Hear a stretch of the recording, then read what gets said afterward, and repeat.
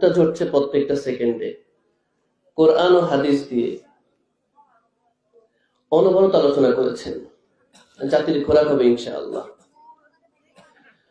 যাই হোক, আমি কেন হানাফি মাযহাব ত্যাগ করে সালাফি মানহাজ গ্রহণ করেছি একটু বলতে হয়। আমার পড়াশোনা শুরু বেগম শামসুন্নেসা হাফিজিয়া মাদ্রাসা।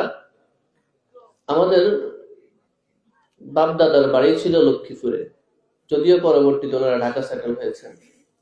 সেই সুবাদে সেখানে হেফজু শেষ করেছি। খুবই অল্প সময় হেফজু শেষ করার পর সেখান থেকে চলে গেছি হাটাজারিতে। আর ওই সময় 2000 সালে একটা হেফজু প্রতিযোগিতায় সারা বাংলাদেশে 1 নম্বর হয়েছিলাম। তারপর হাটাজারি মাদ্রাসায় একটি সুযোগে, তাই ভালো একটা সুযোগে পড়াশোনা করার সুযোগ হয়েছে। শুরু থেকে দাওরা ইফতা হাটাজারিতে পড়েছি। 2011 সালে হাটাজারির পড়াশোনা শেষ করে সেখান থেকে ইফতা ফারেক হয়েছি।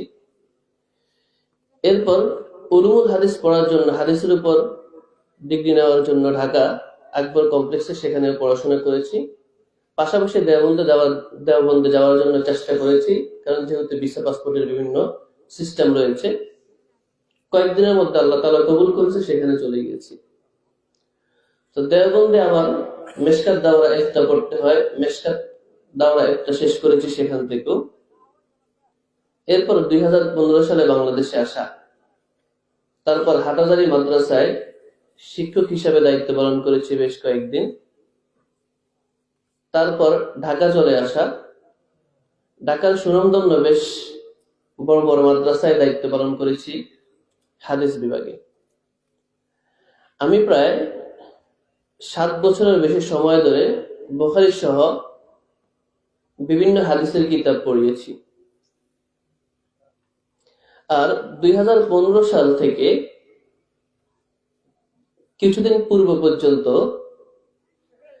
আহলে হাদিস জীবিত এবং মৃত বিভিন্ন বিদ্বানদের প্রায় 800-এর বেশি কিতাব সংগ্রহ করেছি। এমন কোন শায়েখ নেই সম্ভবত যাদের নাম যে কোনো মাধ্যমে জেনেছি, তাদের কিতাব সংগ্রহ করেছি। আর বিতর্কিত বিষয় নিয়ে আমার সবসময় পড়তে বলতে ভালো লাগতো। যে কোনো বিতর্কিত বিষয় নিয়ে জানতে খুব আগ্রহ ছিল আগে থেকেই, যার দরুন যত কিতাব সংগ্রহ করেছি আহলুল হাদিস বিদ্বানদের এমন কোন কিতাব নাই যে শেষ করি নাই। আর সবগুলো কিতাব পড়তাম ভুল ধরার জন্য, অনেক নোট করেছি। সবগুলো কিতাব ভুল খুঁজে খুঁজে বিশাল নোট করেছি। আর বিভিন্ন সময় বিতর্ক তো আছেই। সোশ্যাল মিডিয়ায় যারা বিতর্ক দেখেন শুনেন তারা হয়তো অনেকে জানেন। আহলুল হাদিস সালাফি মানহাজের অনেক আলেমদের সাথে আমার তর্ক হয়েছে, বিতর্ক হয়েছে, বা নিজেও বিভিন্ন বিষয়ে বিভিন্ন ইখতিলাফি মাসালাকে নিয়ে অনেক বিতর্ক করেছি। আর সবথেকে দুঃখের বিষয় হলো হানাফি মাযহাবের গোমরাহি আমাকে এই পরিমাণ নিমজ্জিত করে ফেলেছে যে আহলুল হাদিসের জীবিত এবং মৃত এমন কোন শায়েখ নেই যাকে আমি গালিগালাজ করি নাই। এরপর প্রায় 2-3 বছর আগে থেকে আমি সালাফি মানহাজ কিন্তু 2-3 দিন বা এই কয়েকদিন আগে গ্রহণ করি নাই, আরো 3 বছর আগে গ্রহণ করেছি। যদিও সেটা মনে মনে তেমন কোনো পরিবেশ ছিল না প্রকাশ করার। আরো প্রায় 3 বছর আগে অনুশোচনা হলো, যাদেরকে এত বেশি গালিগালাজ করছি, এত বেশি তাদের বক্তব্য দলিল খণ্ডন করছি, তাদের কিতাব থেকে খণ্ডন করছি, এবার একটু শিখার জন্য হানাফি মাযহাবের ইখতিলাফি কিতাবগুলা আর আহলুল হাদিসদের ইখতিলাফি কিতাবগুলাকে একটু মিলাই। এবার মিলানো শুরু করলাম, প্রত্যেকটা আমলকে সামনে এনে মিলানো শুরু করলাম যে আসলে হাদিসের, কোরআন হাদিসের সব থেকে বেশি কাছে কারা। এরপর আস্তে আস্তে মিলানো শুরু করলাম। আর মহান রবের কাছে হেদায়েতের দোয়া তো আছেই। এমন কোনো দিন নাই, জানি না বিষয়টা বলা উচিত হবে কিনা, তারপরেও বলছি, এমন কোনো দিন নাই যে চোখের পানি ফেলি নাই, আল্লাহর কাছে হেদায়েতের জন্য দোয়া করি নাই। প্রতিদিন একবার হলেও মহান রবের কাছে হেদায়েতের জন্য দোয়া করেছি। আর এই যেদিন থেকে সমন্বয় করা শুরু করেছি, ওই দিন থেকে মনে হয় রাতে খুব কমই ঘুমানো হয়েছে। কারণ কোন একটা বিষয় নিয়ে যখন গবেষণা শুরু করেছি, সেখান থেকে উঠতে মন চায় না এটা শেষ করে। অনেক নোট করেছি, হয়তো মালিক তৌফিক দান করলে ইনশাআল্লাহ ভবিষ্যতে সেগুলো আলোচনায় আসবে। এমন করতে করতে যত বেশি গবেষণা করছি, যত বেশি তাহকিক করছি, তাখরিজ করছি, অবাক হয়ে যাচ্ছি। প্রতিনিয়ত অবাক হচ্ছি আর আফসোস করছি, কোরআন ও হাদিসের সব থেকে বেশি কাছে আহলুল হাদিসরা। আর হানাফি মাযহাব কোরআন ও হাদিসের স্পষ্ট বিধান থাকার পরেও বিভিন্ন আমলের ক্ষেত্রে, বিভিন্ন বিধানের ক্ষেত্রে স্পষ্ট কোরআন হাদিসের বিধান থাকার পরেও ওনারা ইমাম আবু হানিফা রাহিমাহুল্লাহ কি বলেছেন, কোন ইমাম কি বলেছেন, সেই মত খোঁজে। আমার সবসময় মাথায় একটা বিষয় কাজ করত, আমরা এত বছর হাদিস পড়েছি, হাদিস শিখেছি, উলুমুল হাদিস পড়েছি, আরবি ভাষায় পণ্ডিত্য অর্জন করেছি, এরপর কোরআন বুঝেছি, কোরআনের তাফসীর শিখেছি, তরজমা শিখেছি, মুখস্থ টুখস্থ করেছি, আরবি ব্যাকরণের উপর বিভিন্ন ডিগ্রি অর্জন করেছি। সবকিছু শিখার পরেও যদি কোরআন ও হাদিসের স্বাভাবিক অনুবাদ বুঝতে, অলংকার বুঝতে যদি আমার অন্য একজনের মত গ্রহণ করতে হয়, তাহলে কি দরকার ছিল আমার এত পড়াশোনা? তো আমার মতগুলো পড়লেই তো হতো। আমি এত পড়াশোনা করলাম, আমি হাফেজ হলাম, কোরআনের অনুবাদ শিখলাম, আরবি ভাষার জ্ঞান অর্জন করলাম, এরপর উলুমুল হাদিস শিখলাম, সবকিছু শিখলাম, তারপরও কোরআনের অলংকার কেন আমি বুঝলাম না? কোরআনের সহজ অনুবাদ যদি আমার আরেকজনের মতের উপর ডিপেন্ড করতে হয়, এই বিষয়গুলো খুব বেশি খারাপ লাগতো। আর এই বিষয়ে দেখলাম আলহামদুলিল্লাহ সালাফি মানহাজের বিদ্বানগণ তারা কোরআন হাদিসের সব থেকে বেশি কাছে।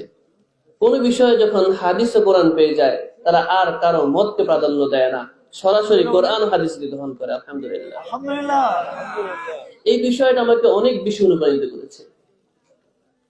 এমন করতে, গবেষণা করতে করতে যতই গবেষণা করছি ততই কান্না করছি, যতই গবেষণা করছি ততই কান্না করছি।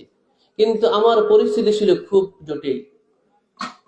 আমি কিছুদিন পূর্ব 3টি মাদ্রাসার দায়িত্বে ছিলাম, বড় বড় মাদ্রাসার নাম বললে হয়তো আপনারা অনেকেই চিনতে পারেন। তো ঢাকা শহরের ইফতা পর্যন্ত মুফতি, মাস্টার্স পর্যন্ত একটি মাদ্রাসা বা পিএইচডি ডিগ্রিধারী একটি মাদ্রাসার যে সনদ দিয়েছে সরকার, সেই মাদ্রাসার একটি মাদ্রাসার মুহতামিম ছিলাম, আরেকটি মাদ্রাসার প্রধান মুফতি ছিলাম, আরেকটি মাদ্রাসার ইফতা বিভাগের দায়িত্বে ছিলাম। ফতোয়া শামির মতো কিতাব পড়াতাম, বুখারী সানি পড়াতাম, মিশকাত আবু দাউদ সহ বেশ কিছু কিতাব দরজ দিতাম। তো পরিস্থিতি খুবই জটিল ছিল। বিগত 2 বছর ধরে বা তারও আগে আমার খুব কাছের বন্ধু যারা বা আমার ওস্তাদ যারা, তাদেরকে বিভিন্ন বিষয়ে প্রশ্ন করতাম। যেই প্রশ্নগুলো আমার মনে প্রতিনিয়ত সংশয় সৃষ্টি করছে, যে প্রশ্নগুলো আমাকে প্রতিনিয়ত আঘাত করছে, যে আমি কেন হাদিস মানছি না, আমি কেন আরেকজনের মতকে মানছি, মানে হাদিস মানতে আমাকে বাধা দিচ্ছি কে, কোরআন মানতে আমাকে আরেকজন কেন বাধা দিচ্ছে। এই বিষয়গুলো যখন আমি প্রশ্ন করছি, যাদেরকে প্রশ্ন করছি তারাই আমাকে ইহুদিদের দালাল বানিয়ে দিচ্ছে, যাদেরকে প্রশ্ন করছি তারাই আমাকে সালাফি ট্যাগ দিয়ে দিচ্ছে, আহলে হাদিস ট্যাগ দিয়ে দিচ্ছে, লামাযাবি ট্যাগ দিয়ে দিচ্ছে, সব দিক থেকে কোণঠাসা শুরু করেছে। এখন এই বিষয় নিয়ে যখন আমি বিভিন্ন জায়গায় সোশ্যাল মিডিয়া, অনলাইন অফলাইনে, মসজিদে আকার ইঙ্গিতে বিভিন্ন বিষয়ে যখন হাদিস মানার প্রতি আহ্বান করছি, কোরআন মানার প্রতি আহ্বান করছি, মানুষের মত আমরা কেন মানব, একটা বিষয় হলো কোরআন ও হাদিসে যদি এমন কোন বিধান সামনে চলে আসে, সেটা অস্পষ্ট, আমরা ভাষায় বুঝি না, অলংকার অনুবাদ বুঝি না, সেক্ষেত্রে আমরা অন্য কারো মত নিতে পারি, গ্রহণযোগ্য কোনো ব্যক্তির মত নিতে পারি বা কোনো মুহাদ্দিসের মত নিতে পারি। কিন্তু যে বিষয়গুলো কোরআন হাদিসে স্পষ্ট, সেখানে আমি আরেকজনের মত কেন নিব? কোরআন তো আমাকে স্পষ্ট করে দিয়েছে, হাদিস তো আমাকে স্পষ্ট করে দিয়েছে। এই প্রশ্নগুলো যাকেই করেছি, যেখানে করেছি, আমার কাছের, আমার ক্লাসমেট, আমার ওস্তাদ, আমার সহকর্মী, আমার মাদ্রাসার সহকারী শিক্ষক সবাই আমাকে কোণঠাসা শুরু করেছে। সব দিক থেকে কোণঠাসা করতে করতে এক সময় চিন্তা করেছি কি করব, কোণঠাসা তো হয়ে গেলাম। এখনো তো অফিসিয়ালি বলেই নাই যে আমি আহলে হাদিস হয়েছি, তারা আমাকে বহুত আগে আহলে হাদিস বানিয়ে দিয়েছে। তো আমি যদি কোরআন ও হাদিস মানতে গেলে আহলে হাদিস হতে হয়, তাহলে সেটাই হতে রাজি আছি। তারপরও এতদিন ভুলের মধ্যে ছিলাম, আল্লাহ রাব্বুল আলামিনের দরবারে প্রতিনিয়ত তওবা করছি, ইনশাআল্লাহ কোরআন ও সহিহ হাদিস মানার ক্ষেত্রে কোনো আপোষ চলবে না।